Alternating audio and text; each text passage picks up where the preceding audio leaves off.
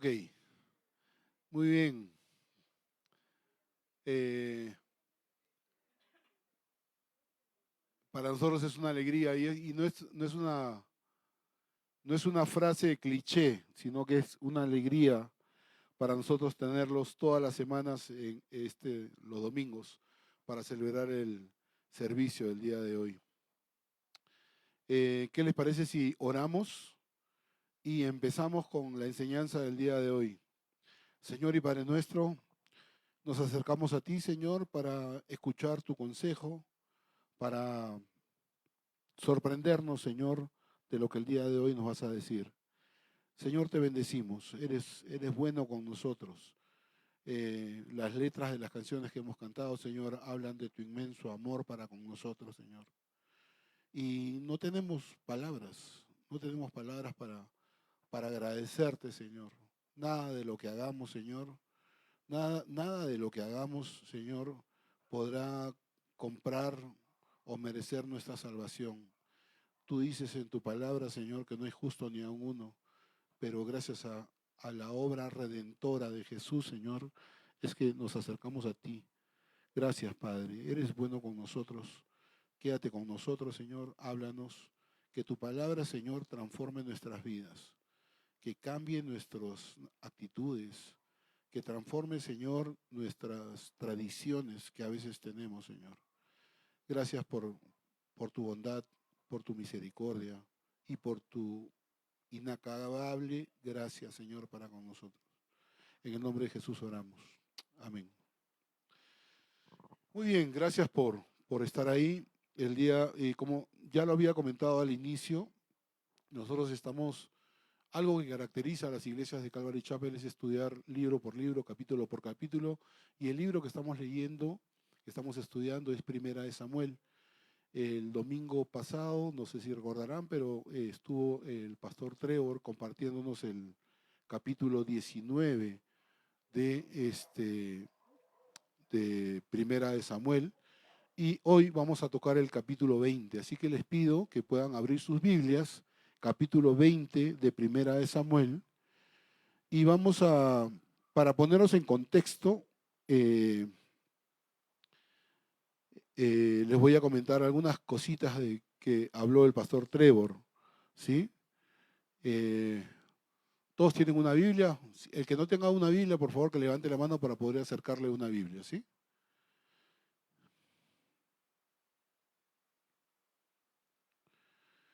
El pastor Trevor comentó el domingo pasado que Dios protege su misión y para que su voluntad se cumpla, Dios hace lo necesario para hacer que eh, sus propósitos se cumplan. Él, una de las cosas que hace es poner personas alrededor tuyo con este fin. Mientras cantábamos una de las canciones, ustedes recordarán las letras. Yo recuerdo que yo provenía de una iglesia, perdón, de una familia católica. eh, los domingos íbamos a la iglesia, nos reuníamos ahí y digamos que éramos muy religiosos. Yo veía a mi papá eh, acercarse a su manera a Dios, veía a mi madre también acercarse a su manera a Dios. Éramos muy, muy religiosos. Yo estaba en la academia preuniversitaria. Ahí conocí a una pareja de hermanos que me invitaron a un grupo juvenil llamado Young Life. Y una de las canciones que hemos cantado dice que Dios deja a las 99 ovejas para acercarse a nosotros. Y eso fue lo que Dios hizo con nosotros estando en esta academia preuniversitaria en la Universidad San Marcos. Eh, Estos amigos, estos chicos que estudiaban con nosotros, nos invitaron a un grupo de orientación cristiana y ahí fui donde conocimos a Jesús. Eh, no fue para nada una experiencia religiosa, sino al contrario, ¿no? Fue un encuentro personal con Jesús. Y esto sucedió, seguramente algunos no estaban ni siquiera habían nacido, pero Esto sucedió por ahí, por el año 79. Y yo creo que Dios puso a esta pareja de hermanos alrededor de nosotros. Vivíamos en el mismo distrito, nos íbamos juntos, me acuerdo en ese tiempo, nosotros le llamamos, en la Universidad de San Marcos le llamábamos a los buses que nos trasladaban de la universidad al centro de Lima, le llamábamos los burros, y era toda una experiencia graciosísima entrar a los burros. Se imaginan, pues, no sé, pues 300, 400 chicos tratando de entrar a un bus donde entraban 60 personas. Literalmente entrábamos por las ventanas, entrábamos, o sea, como podíamos, ¿no? Y hacíamos cola, me acuerdo, hacíamos cola para entrar a los burros y, y era gracioso, o sea, ver cómo los estudiantes entraban a los buses. Y trayecto de la universidad al centro de Lima, estábamos apretados como sardinas, pero ahí estábamos hablando acerca de Dios, acerca de Jesús. La gente, los estudiantes nos escuchaban hablar. Y así es como Dios puso a estas personas alrededor de nosotros. Y es un poco de lo que hablaba el pastor Trevor, ¿no? El domingo pasado, que Dios protege su misión para que su voluntad se cumpla. Dios pone personas alrededor de nosotros. ¿Se acuerdan a quién puso alrededor de David para cumplir su misión? ¿Se acuerdan ustedes de lo que hablaba el domingo pasado? Puso a Mical, a su esposa, y puso a Jonatán como un amigo fiel, como un amigo. ¿Y cuál era la realidad por la cual estaba pasando Saúl? Ya Saúl abiertamente quería matar a David. Y Dios pone a Jonatán al lado de David. ¿Y por qué quería Dios proteger a David? ¿Por qué? Porque del linaje de David iba a venir el Salvador del mundo. Del linaje de David iba a venir el Salvador del mundo. El Rey de Reyes, el Hijo de Dios. Y Jonatán podía interceder por David. Incluso el mismo Saúl juró en alguna oportunidad que protegería a David, pero nunca cumplió su promesa. Pero Dios no solamente puso a Jonatán al lado de David como su pata, como su hermano, ¿no? Sino también puso a una esposa fiel como Mical. ¿Se acuerdan lo que hizo Mical para defender, para cuidar la integridad de David? Ayudó a escapar a David cuando los mensajeros de Saúl fueron a aprender a David para llevarlo a que Saúl lo mate. ¿Se acuerdan? Trevor comentaba de que en la cama de donde dormía David había puesto una estatua y había puesto una peluca de carnero, ¿no? Una de pelos de carnero. Entonces cuando los hombres entraron, vieron, seguramente está enfermo, está en cama, ¿no? Y así fue como Mical ayudó a escapar de estos mensajeros de Saúl, ¿no? Y también pudimos aprender, aló, hola, hola, allá. También pudimos aprender de que Dios tiene sus planes. Dios mismo protege sus planes para que sus propósitos se cumplan, ¿no? Recuerden que Saúl había mandado hasta 3 grupos de mensajeros para que agarren a David. Y Dios en un acto medio extraño hizo que estos grupos terminen profetizando. Y Saúl, al ver que su estrategia no tenía resultado, dijo, bueno, estos no regresan, se han quedado, mejor voy yo a aprender a David. Finalmente, Saúl decide también en un acto medio extraño, ¿no? Se pone a profetizar y la palabra misma, ustedes pueden leerlo en el capítulo 19, dice que termina Samuel profetizando desnudo, ¿no? Saúl desnudo. Dios, estaba la mano de Dios en medio de estos hechos. Dios estaba protegiendo a David de ser asesinado.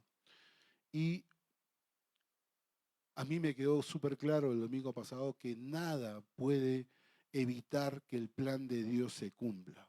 nada puede evitar que el plan de Dios se cumpla, ¿no?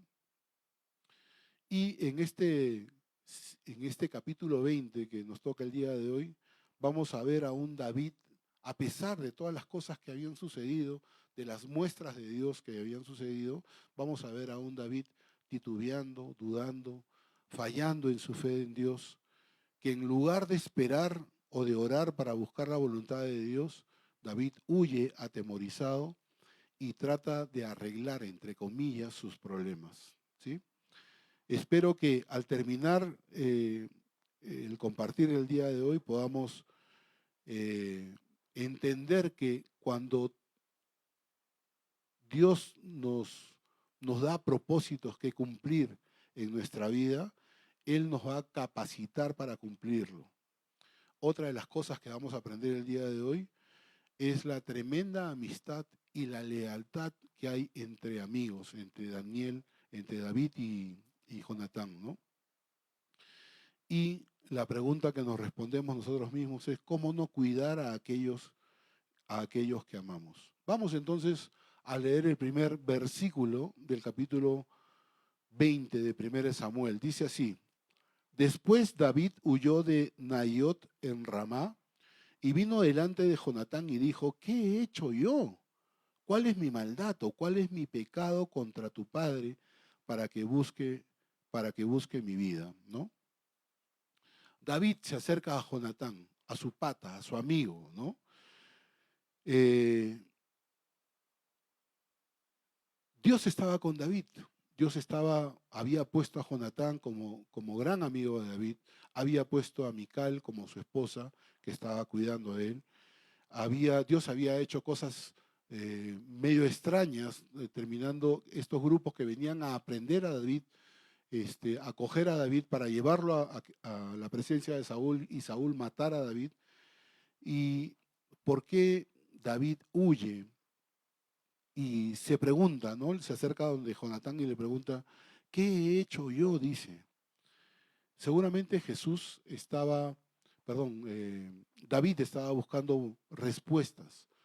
Él quería saber si Saúl había cambiado de su parecer con respecto a David y seguramente David estaba preguntándose si podría reconciliarse con Saúl, ¿no? Y vemos a David, a un hombre que está vacilando en su fe, que está dudando en su fe, a pesar de las cosas que él había visto, la mano de Dios, ¿no? Actuando alrededor de él.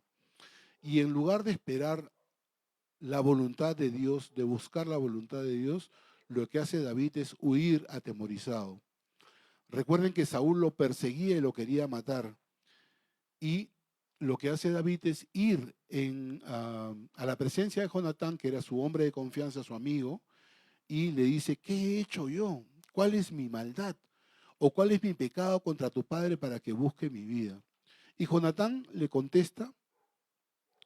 Recuerden que David le está preguntando por la actitud de su padre, pero también tratando de saber si Jonatán había cambiado su parecer. ¿Qué pensaba Jonatán sobre lo que estaba sucediendo? ¿Qué he hecho yo? Le decía David a Jonatán. Supongo yo que David pensaba de que a lo mejor Jonatán ha cambiado de parecer con respecto a mí y a lo mejor se ha puesto de acuerdo con su papá, ¿no? Y en el versículo 2 le dice lo siguiente: Él le dijo, en ninguna manera no morirás. He aquí que mi padre ninguna cosa hará, grande ni pequeña, que no me la descubra. ¿Por qué pues me ha de encubrir mi padre este asunto? No será así. En ninguna manera, le dice Jonatán, en ninguna manera no morirás. Y esta frase le confirma a David que Jonatán seguía siendo su leal amigo, que no había creído seguramente en las mentiras que Saúl, su padre, le había dicho. Jonatán trata de negar un poco que su papá se haya convertido en un hombre vil que trata de matar a David. No lo puede creer, Jonatán todavía no lo podía creer.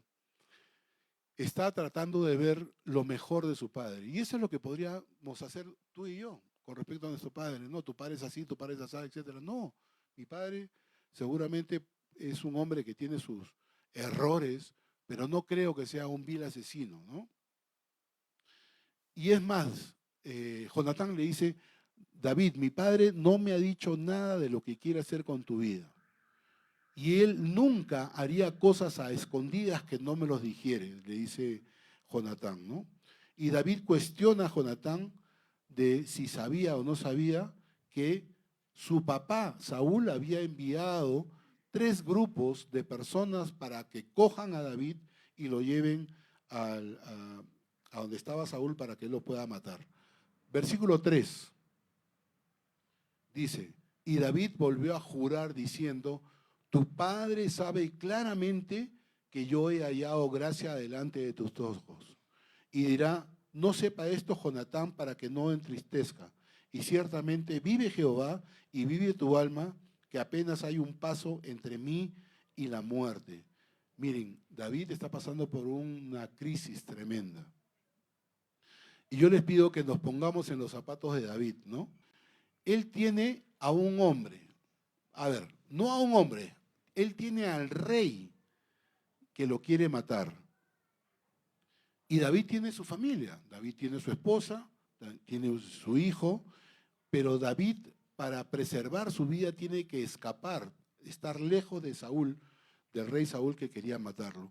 Recuerden que ahora ya David ya no tiene trabajo. Él era soldado, era capitán del rey, pero ahora el rey quiere matar a David.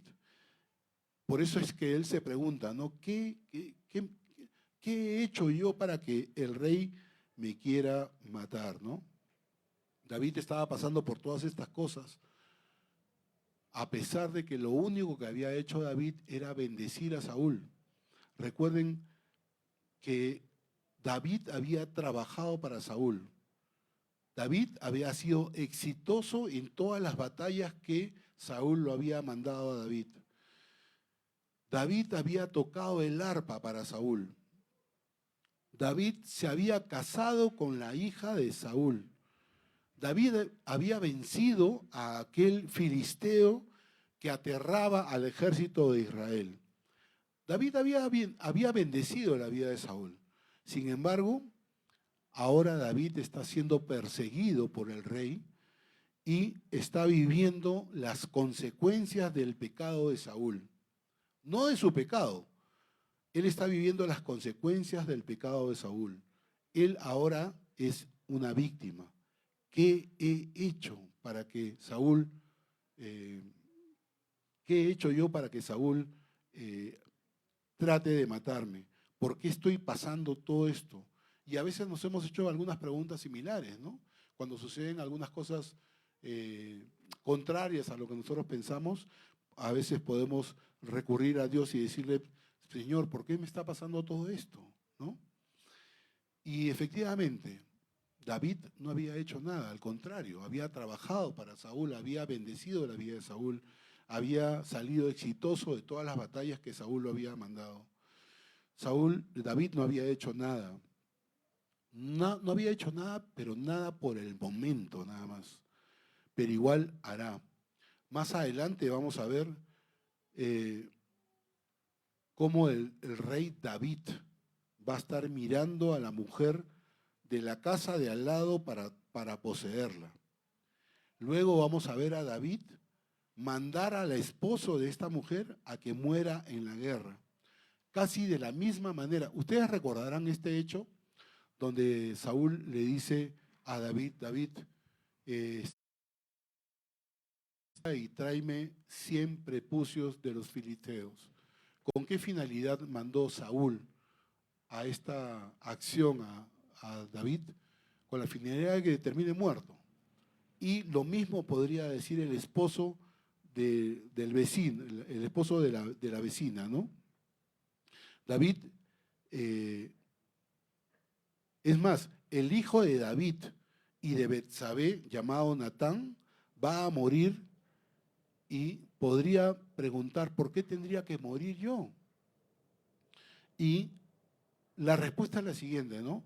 Cuando nos ponemos de víctimas, siempre habrá un argumento que nos dirá que somos pecadores. La Biblia es súper clara. No hay justo ni aún uno. No, yo soy yo sí soy justo. No, la Biblia dice que no hay justo ni aún uno. Todos en algún momento hemos sufrido el pecado ajeno, las consecuencias del pecado de otro. Todos hemos sido víctimas de los pecados de otro, porque todos somos pecadores. El mundo es así, el pecado arrastra a todas las personas aún sin tener culpa, ¿no? Y hay una frase en este versículo que no quiero dejar pasar en alto, ¿no? Dice, apenas hay un paso entre mí y la muerte. David le está diciendo a Jonatán, estoy viviendo al borde de la eternidad. Hay un paso entre yo y la muerte. Tu padre me persigue, me quiere matar, está haciendo todo lo posible para matarme, ¿no? Y esta frase de que apenas hay un paso entre mí y la muerte revela el desánimo de David. Él sabía, David sabía que Saúl había intentado matarlo muchas veces y pareciera que Saúl no iba a renunciar hasta ver a David muerto. Y David está aprendiendo a vivir así. Es curioso, pero Dios está usando a Saúl para enseñarle a David a vivir así. Alguno podrá decir, pero ¿qué cosa ha hecho David para estar siendo perseguido por Saúl para que lo maten, ¿no? Dios está atrás de todo esto. Dios está usando a Saúl para enseñarle a David a vivir así. Ustedes podrían pensar, pero Dios se olvidó de David. No. Dios ha abandonado a David a su suerte. No. Dios está pendiente de David, pero Dios está trabajando en la vida de David. Dios está construyendo algo dentro de la vida de David. Y recuerden, cuando estemos, y esta es una de las primeras enseñanzas que quiero compartir el día de hoy con ustedes, ¿no? Cuando estemos en una situación difícil, recuerden a Pablo. Pablo dice en Romanos 8:28, y sabemos que los que aman a Dios, todas las cosas les ayudan a bien. Esto es, a los que conforme a su propósito, miren, conforme a sus propósitos son llamados. Conforme a su propósito. ¿Cuál es el propósito de Dios cuando pasamos dificultades? Ser iguales, ser hechos a la imagen de su Hijo. Ese es el propósito que Dios tiene para cada uno de nosotros. ¿Cómo Dios va a lograr esto en tu vida, en la vida de tu esposa, en la vida de tus hijos? Muchas veces pasando por aflicciones, pasando por pruebas, ¿no? Las pruebas con las que se encontró David lo prepararon para un futuro, Así hace Dios con aquellos a los que ama, los prepara para su gloria. Dios no te pone en posición inmediata del reino, sino que los conduce a través de tribulaciones. A veces nos parece que solo hay un paso entre nosotros y la muerte. Jonatán ofrece generosamente a David sus servicios. Y esa es la verdadera amistad que había entre David y Jonatán, ¿no? Y esta frase que dice David, apenas hay un paso entre mí y la muerte, no es exclusiva de David. Todos podemos decir lo mismo, hay un paso entre la muerte y yo. Y los que hemos pasado la pandemia, hemos visto mucha gente alrededor de nosotros morir. Miren, yo les cuento algo que nos ha pasado ahorita, en esta última semana. El día martes, un amigo de Lima, joven él debe tener entre 48 o 50 años, posteó en el Facebook diciendo que necesitaba dinero para comprar un jarabe, algo así. Y eso fue el día martes. Yo le escribí el mismo martes y el día de ayer, sábado, falleció, murió. La diabetes había hecho estragos en su cuerpo y muchos de sus órganos ya no funcionaban. Pero lo que trato, lo que trato de decir sin ponerme trágico es que debemos de prepararnos para este evento que todos vamos a enfrentar en algún momento. Y también lo que quiero decir es que nosotros vamos a enfrentar la muerte cuando Dios cumpla sus propósitos en nosotros. Si Dios cumplió los propósitos que Él tiene para con tu vida, seguramente lo siguiente es probablemente la muerte. Me dio gracia leer de que decía de que una de las estadísticas que se cumplen al 100% en la vida de los humanos es que todos vamos a morir. No hay ese 0.01 de error, ¿no? No, todos vamos a morir, todos vamos a enfrentar a la muerte. La idea es que debemos de prepararnos para ese evento, para cuando suceda ese evento. Ayúdenme por favor a leer, vamos a leer del versículo 4 al versículo 8. Dice lo siguiente: y Jonatán dijo a David: lo que deseare tu alma haré por ti. Y David respondió a Jonatán: he aquí que mañana será nueva luna, y yo acostumbro a sentarme con el rey a comer, mas tú dejarás que me esconda en el campo hasta el atardecer, hasta la tarde del tercer día. Si tu padre hiciere mención de mí, dirás: me rogó mucho que lo dejase ir corriendo a Belén, su ciudad, porque todos los de su familia celebran allí el sacrificio anual. Si él dijere: bien está, entonces tendrá paz tu siervo. Mas si se enojare, sabe que la maldad está determinada de parte de él. Harás pues misericordia con tu siervo, ya que has hecho entrar a tu siervo en pacto de Jehová contigo. Y si la maldad en mí, y si hay maldad en mí, mátame tú, pues no hay necesidad de llevarme hasta tu padre.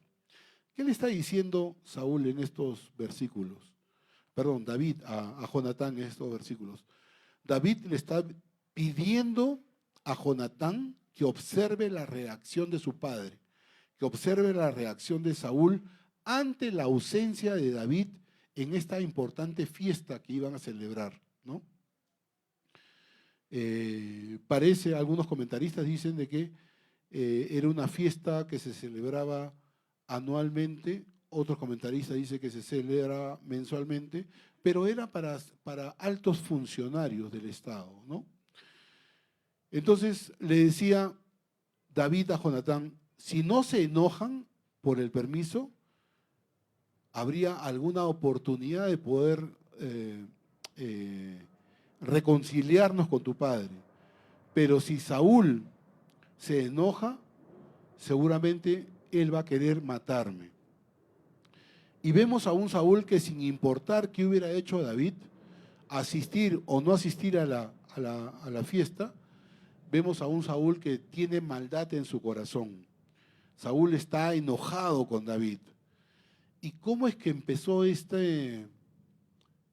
cómo es que empezó este odio de Saúl para con David?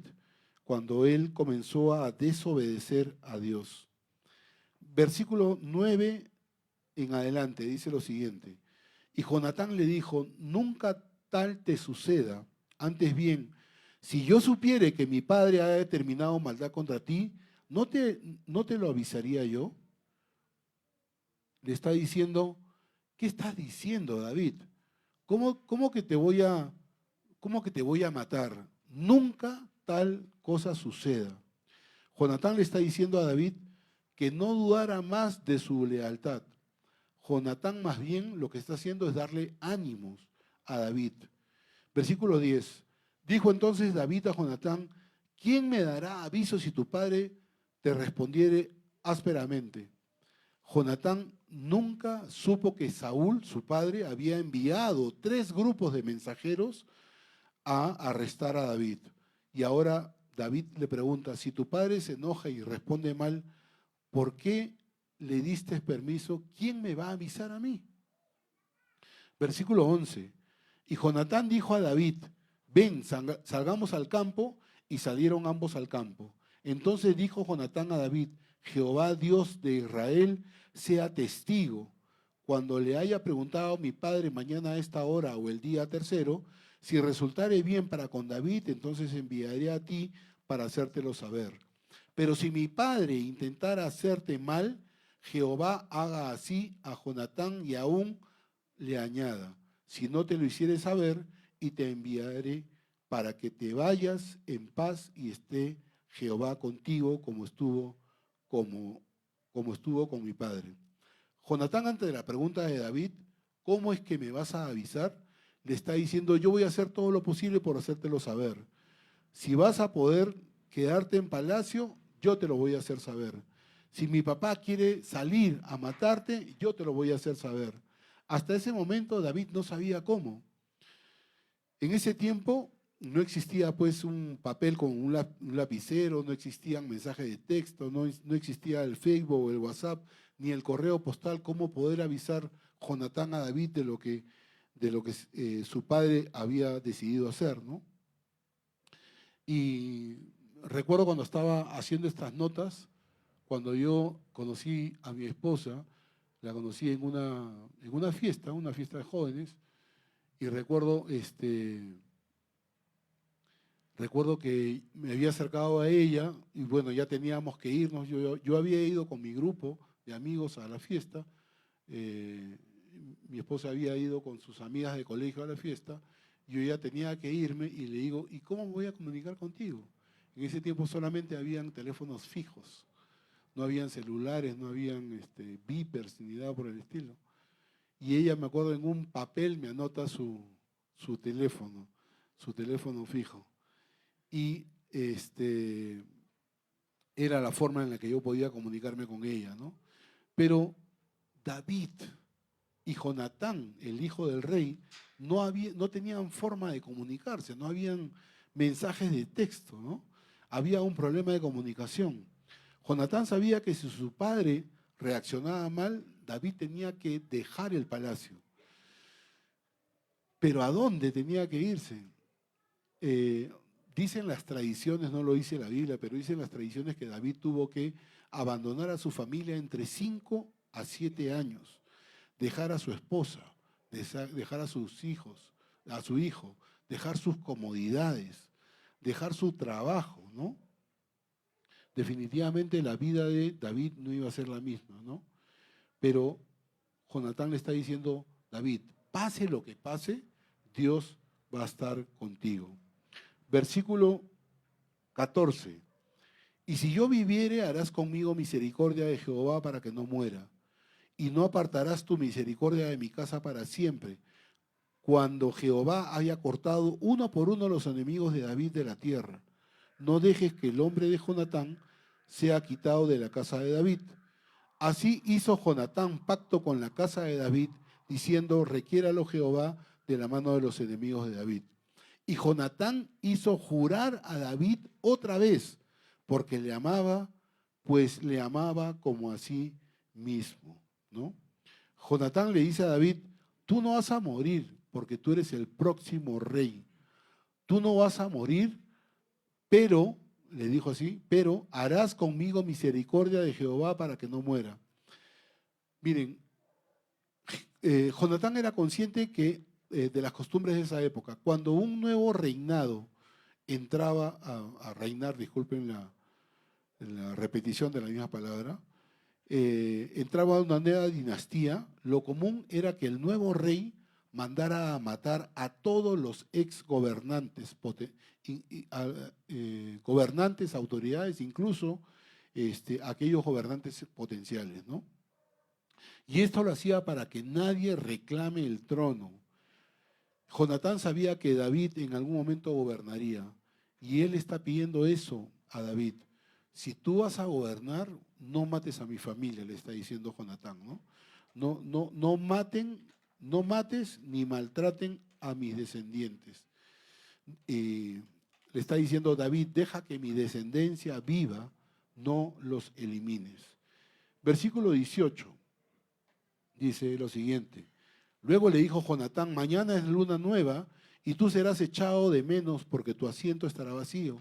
Estarás pues 3 días y luego descenderás y vendrás al lugar donde estabas escondido el día que ocurrió esto mismo. y esperarás junto a la piedra de Esel. Y yo tiraré 3 saetas hacia aquel lado, como ejercitándome al blanco. Luego enviaré al criado, diciéndole, ve y busca las saetas. Y si dijere al criado, he allí las saetas más acá de ti, tómalas. Tú vendrás porque paz tienes y nada malo hay, vive Jehová. Mas si yo dijere al muchacho así, he allí las saetas más allá de ti, vete, porque Jehová te ha enviado. En cuanto al asunto de que tú y yo hemos hablado, esté Jehová entre nosotros dos para siempre. Una vez que Jonatán supiera cuáles eran las verdaderas intenciones del corazón de su papá, de Saúl, Jonatán le avisaría a David de alguna forma muy peculiar qué decisión debía de tomar David.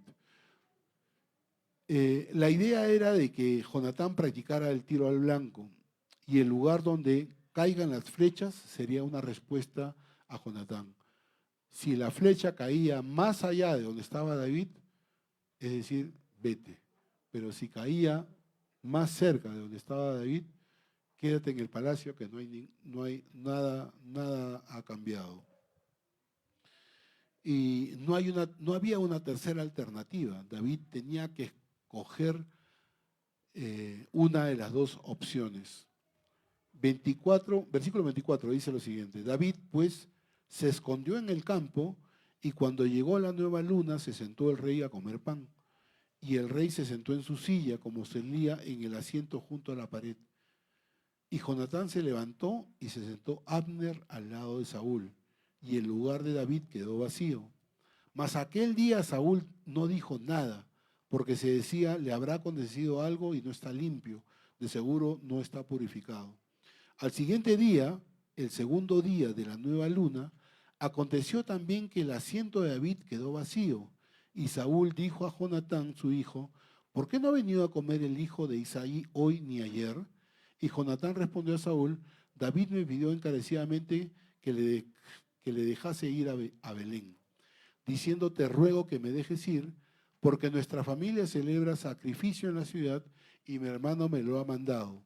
Por lo tanto, si he hallado gracia en tus ojos, permíteme ir ahora para visitar a mis hermanos. Por esto, pues, no ha venido a la mesa del rey. Entonces, se encendió la ira de Saúl contra Jonatán y le dijo, hijo de la perversa y rebelde, ¿acaso no sé que tú has elegido al hijo de Isaí para confusión tuya y para confusión de la vergüenza de tu madre? ¿Por qué todo el tiempo que el hijo de Isaí viviere sobre la tierra, ni tú estarás firme, ni tu reino? Envía pues ahora y tráemelo, porque ha de morir. Y Jonatán respondió a su padre Saúl y le dijo, ¿por qué morirá? ¿Qué ha hecho? Entonces Saúl le arrojó una lanza para herirlo, de donde entendió Jonatán que su padre estaba resuelto a matar a David. Y se levantó Jonatán de la mesa con exaltada ira y no comió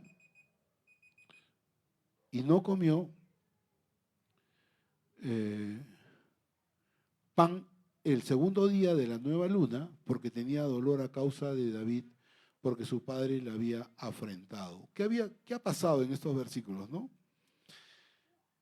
En primer lugar, tengo que resaltar algo, ¿no? David le está pidiendo a Jonatán que mienta. No, creo que no. Cuando le dice, diles que voy a ir con mis papás a celebrar, hay algunos comentarios, algunos comentaristas dicen de que no mentía porque David se fue seguramente a la casa de sus padres a celebrar. Y otros comentaristas dicen que sí, era una mentira, era una treta, ¿no? Si mintió o no mintió, lo cierto es que la Biblia está relatando lo que realmente sucede de personas imperfectas como nosotros. Somos imperfectos y la gente real comete errores, ¿ok? Ahora, con respecto a lo que sucedió, David se escondió en el campo y cuando llegó la nueva luna, se sentó a comer pan. Y yo siempre les he dicho que no hay ninguna palabra adicional que está de más en la Biblia. Siempre hay detallitos que nos llaman la atención. Dice que el rey se sentó en su silla, como solía, en el asiento junto a la pared. O sea, no quería que nadie esté atrás. Ya parecía que Saúl estaba medio paranoico de todas estas cosas, ¿no? Hasta que le pregunta, ¿por qué no ha venido a comer el hijo de Isaí hoy y ayer? Y la pregunta también me parece rara. ¿Por qué no pregunta, por ejemplo, ¿no? ¿Por qué no ha venido mi nuero, se le dice? Perdón, yerno. ¿Por qué no ha venido mi yerno a comer? ¿No? ¿O por qué no ha venido el que venció al gigante a comer? ¿Por qué, por qué no, dónde está el que mató a 200 filisteos y me trajo los prepucios de estos filisteos? No. O le hubiera podido preguntar a Jonatán, ¿dónde está tu mejor amigo? ¿No? Y lo que pregunta, finalmente lo que pregunta a Saúl es, ¿dónde está el hijo de Isaí? A mí me suena medio despectivo. Y Jonatán le responde que David le pidió ir a celebrar con su familia, a sacrificar en la ciudad. Y pareciera como que Jonatán le está dando demasiado detalle al papá, y pareciera que fuese mentira, ¿no? Pero nosotros los padres sabemos cuando nuestros hijos nos están mintiendo, ¿sí o no? Saúl percibe que toda esa historia del permiso para ir a celebrar con su familia está medio enredado y reacciona, hijo de la perversa y rebelde. ¿Acaso no sé yo que tú has elegido al hijo de Isaí para confusión tuya y para confusión de la vergüenza de tu madre? ¿Acaso, o sea, como diciéndole, ¿acaso no, tú crees que no me di cuenta que tú estás a favor de David y no a favor mío? ¿No te estás dando cuenta que es un error tuyo creer en lo que dice David? Él se va a quedar con el trono. Cuando yo muera, él se va a quedar con el trono. Cuando a ti te pertenece. Algo así le está diciendo Saúl a su hijo Jonatán. Y le dice, si tú, Jonatán, no llegas al trono, es por culpa de David. David es el peligro. Así que no hagamos más las cosas, no hagamos más las cosas más largas y tráemelo a David para matarlo. Y en el versículo 32, Jonatán le dice, pero ¿por qué va a morir? ¿Qué cosa ha hecho David para que él muera? Como defendiendo a David. Versículo 33 dice que Saúl le arrojó una lanza para herirlo. El papá agarrando una lanza para herir a su hijo. ¿De dónde entendió Jonatán que su padre estaba resuelto a matar a David? ¿Qué hacía Saúl con una lanza al momento de almorzar? ¿Qué hacía Saúl con una lanza dentro del palacio? Jonatán no quiere ser partícipe de la muerte de David y Saúl entiende que está deshonrando a su padre. Y en el versículo 34 dice lo siguiente: se levantó Jonatán de la mesa con exaltada ira y no comió pan el segundo día de la nueva luna, porque tenía dolor a causa de David, porque su padre le había afrentado. Jonatán no, fíjense, Jonatán no tenía ira por la lanza que le había lanzado su padre, sino por lo que le iba a suceder a David. Y ahora sí entramos a los últimos versículos que dice lo siguiente, ¿no? Al otro día de mañana, versículo 35, salió Jonatán al campo al tiempo señalado con David y un muchacho pequeño con él. Y dijo al muchacho, corre y busca las saetas que yo tiraré. Y cuando el muchacho iba corriendo, él tiraba la saeta de modo que pasara más allá de él. Y llegando el muchacho a donde estaba la saeta que Jonatán había tirado, Jonatán dio voces tras el muchacho diciendo, ¿no está la saeta más allá de ti? Y volvió a gritar Jonatán tras el muchacho, corre, date prisa, no te pares. Y el muchacho de Jonatán recogió las saetas y vino a su señor. Pero en ninguna cosa entendió el muchacho, solamente Jonatán y David entendían de lo que se trataba. Luego dio Jonatán sus armas al muchacho y le dijo, vete y llévalas a la ciudad. Y luego que el muchacho se hubo ido, se levantó David del lado del sur y se inclinó 3 veces postrándose hasta la tierra y besándose el uno al otro, lloraron el uno con el otro, y David lloró más. Último versículo, Jonatán dijo a David, vete en paz, porque ambos hemos jurado por el nombre de Jehová, diciendo, Jehová esté entre tú y yo, entre tu descendencia y mi descendencia para siempre. Y él se levantó y se fue a Jonatán y entró en la ciudad. Dice que al tercer día Jonatán salió al campo para tirar las flechas. Y no había forma de que Saúl supiera que Jonatán le había de entregar el mensaje a David. Las noticias que traía Jonatán no eran favorables para David. Saúl dejó claro que quería matar a David. Jonatán arrojó la flecha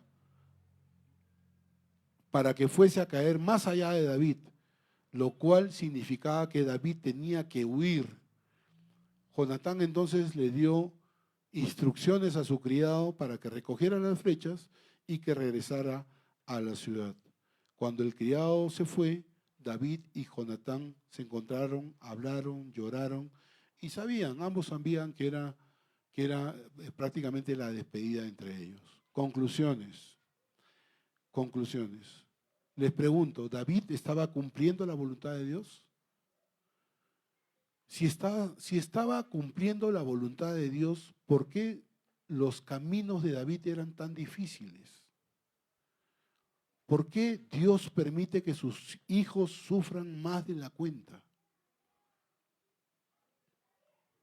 Dios con frecuencia permite que sus hijos pasen por tiempos difíciles. Dios permite que sus favoritos pasen un tiempo por caminos difíciles. David no fue el único. Recuerden a Job, recuerden a José, recuerden a Pablo, recuerden incluso al mismo Jesús.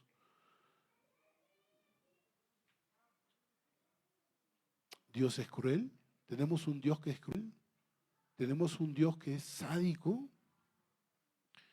Este difícil camino para David era importante, porque Dios iba a poner a David en una posición en la que la gente dependiera de él.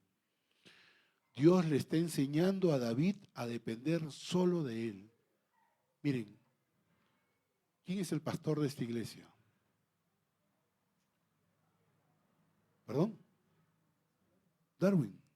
¿Dónde está Darwin? Está en Estados Unidos. ¿Por qué tuvo que irse Darwin a Estados Unidos? Porque a su esposa le detectaron cáncer. Gracias a Dios se venció al cáncer que tenía ella. Y ahora su hija tiene un problema. Y uno puede decir, ¿qué está pasando, Dios? Darwin es tu hijo. Es la familia pastoral la que está pasando por difíciles momentos. Dios está mostrándole a Darwin que él solamente debe de confiar en él. Darwin debe de confiar solamente en Dios. Y me consta, él está confiando en Dios. Le han encontrado algo que a su hija menor no puede movilizar las piernas. No encuentran la razón por la cual ella está así. Pero yo creo, y estoy seguro que Darwin también cree, que Dios está enseñándole a él a depender solamente de él. Y como dije, ¿no? Lo ha hecho con Job, lo ha hecho con José, lo ha hecho con el mismo Jesús, ¿no? Y Dios está llevando a David por situaciones sombrías, porque más adelante David iba a ser promovido a rey y debía de aprender a dejar que Dios fuera su defensa, que Dios sea su promotor, que Dios sea su única roca. David debía de aprender a someterse a la autoridad de Dios, incluso si esta autoridad era un hombre como Saúl, que quería matar a David. Entonces, mi enseñanza para el día de hoy es que hay que aprender a someternos a Dios. Dejemos que Dios sea nuestro todo. Aprendamos a dejar todo en manos de Dios.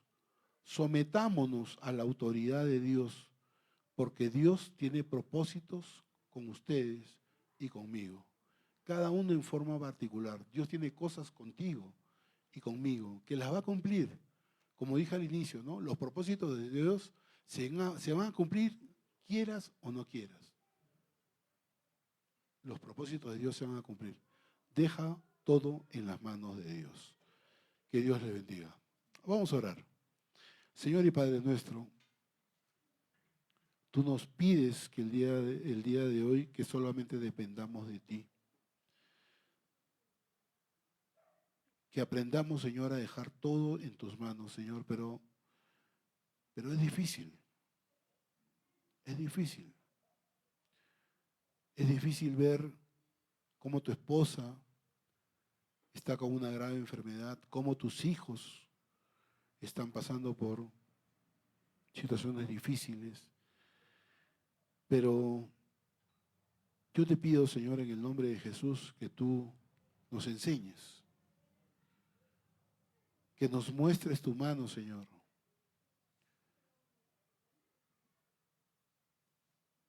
Yo te agradezco, Padre, porque yo sé que tú tienes propósitos para con esta congregación, con cada uno de nosotros. Ayúdanos a estar cerca de ti, Señor. Ayúdanos a confiar en ti. Ayúdanos a pesar de las circunstancias, confiar en ti, Señor. Ayúdanos a que estas situaciones las podamos poner en esta mochila y darte nuestra mochila, Señor, para que tú la cargues. Yo confío, Señor, que tú eres bueno con nosotros y que tienes propósitos para con nosotros. Ayúdanos a andar siempre en tu voluntad, que es buena, que es agradable y que es perfecta. En el nombre de Jesús oramos. Amén.